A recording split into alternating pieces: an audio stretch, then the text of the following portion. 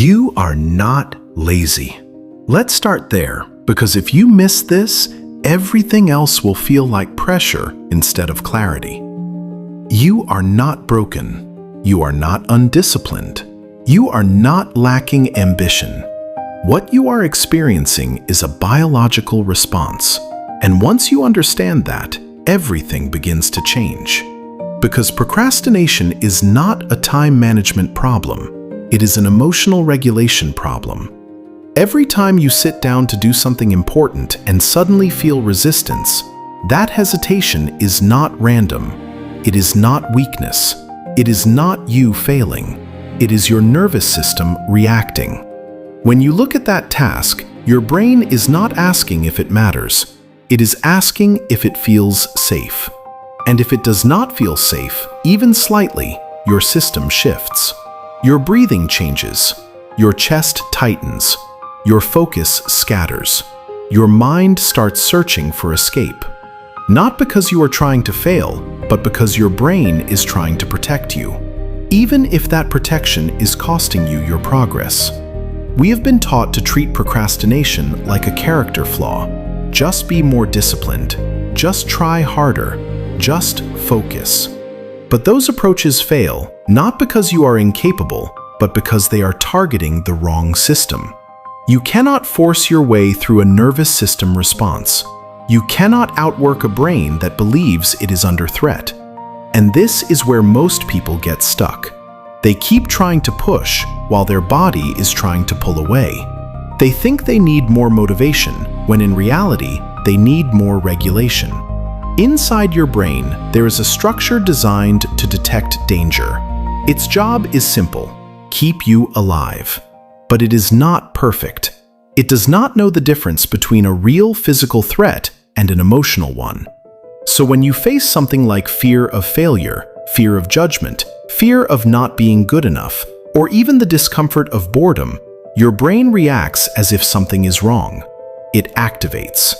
This is what people refer to as an amygdala hijack.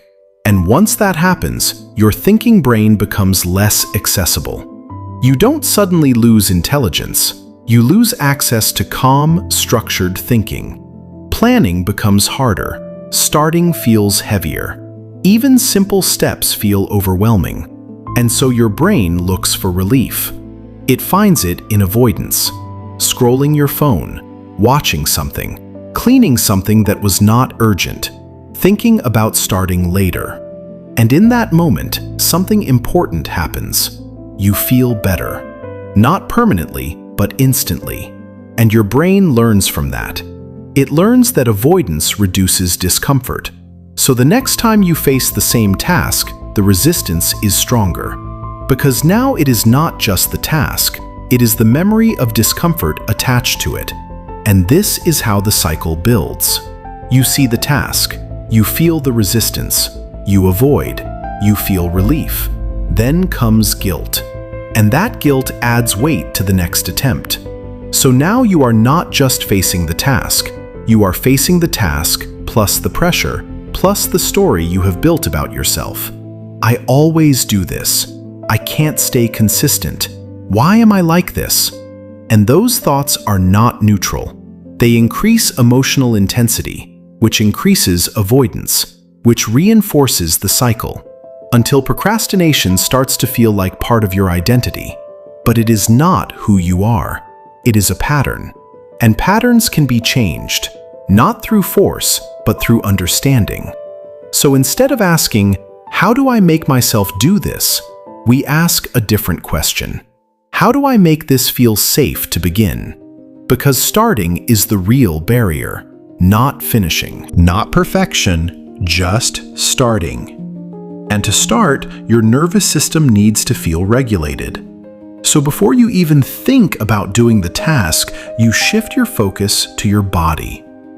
You slow down. You take a breath in through your nose, then you take a second, shorter inhale on top of it.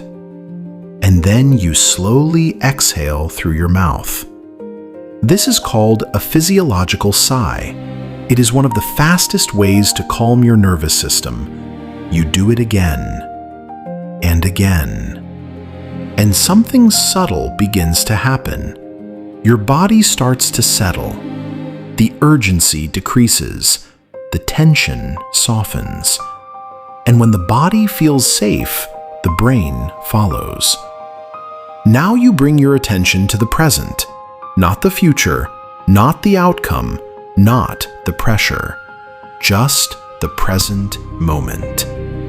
You notice your feet. You notice your hands.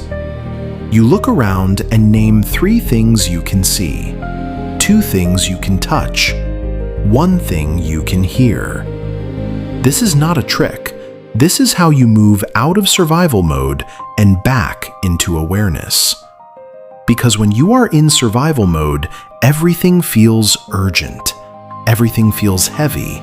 Everything feels like too much. But when you return to presence, the intensity drops, and with it, the resistance. Now we change how you approach the task. You are not trying to complete it. You are not trying to do it perfectly. You are not even trying to make progress.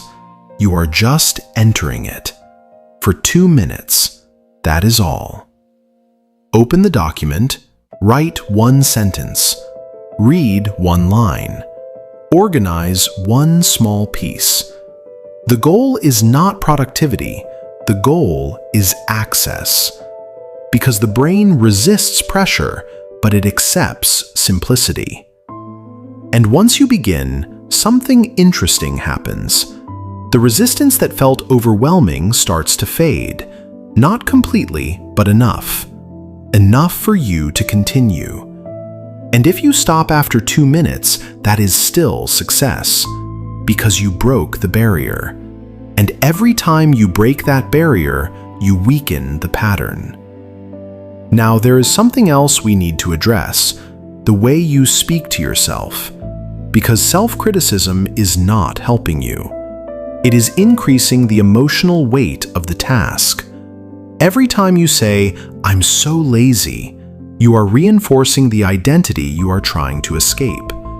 Every time you say, "I'll never change," you are lowering your own expectations, and your brain listens.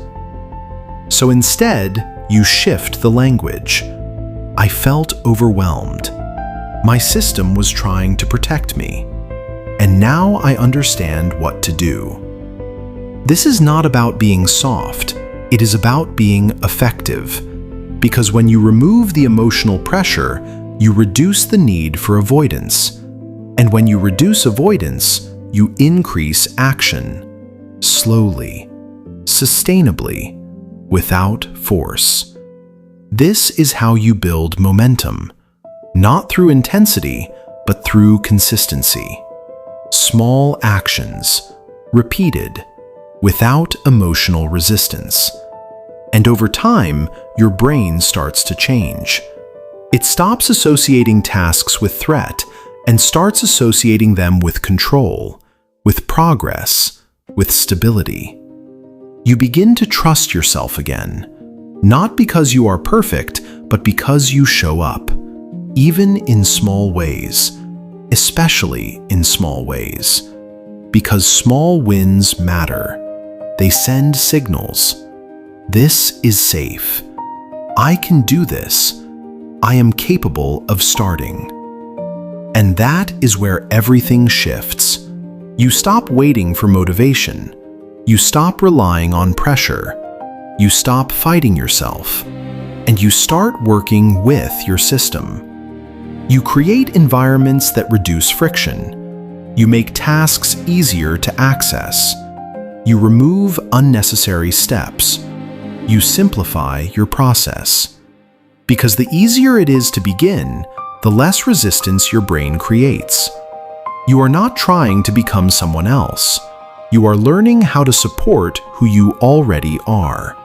And that changes everything. Because now, when resistance shows up, you don't panic. You don't label yourself. You don't spiral.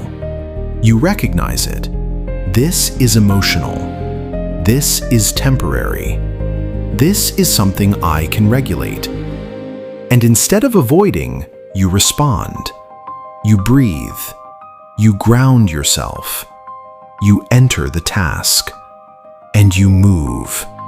Not fast, not perfectly, but intentionally. And that is enough. More than enough. Because progress is not built on intensity. It is built on repetition. On showing up again and again, even when it feels uncomfortable. Especially when it feels uncomfortable. But now, that discomfort no longer controls you, because you understand it. And what you understand, you can manage. What you manage, you can change. So the next time you feel that resistance, pause. Do not rush into distraction. Do not judge yourself. Just notice, breathe, regulate, and begin. Even if it is just for a moment, because that moment is where the shift happens. That moment is where the pattern breaks. That moment is where you take control back. And once you experience that, even once, something inside you changes. You realize that you are not stuck. You are just responding. And now you have a new response, a better one, a calmer one, a more effective one. And from that place, everything becomes possible. Not instantly, not perfectly, but consistently. And consistency is what creates results. Not force, not pressure, not guilt. Just calm, repeated action. So if you take anything from this, let it be this. You are not lazy. You have been misinterpreting your own signals, and now you know how to read them. Now you know how to respond. Now you know how to move. Without fighting yourself, without exhausting yourself, without losing yourself in the process. Because this is not about doing more. It is about doing differently. It is about understanding that your mind is not your enemy. It is trying to protect you. It just needs guidance. And now you can give it that. So the next time you feel that hesitation, do not see it as failure. See it as a signal to slow down, to regulate, to reset, and then to begin. Quietly, calmly, intentionally. Because you do not need more discipline. You need more awareness. You need more regulation. You need more understanding. And once you have that, you stop fighting yourself. And when you stop fighting yourself, you finally move forward. If this shifted something in you, even slightly, hold on to that. Because that is where change begins. Not in intensity, not in pressure, but in awareness.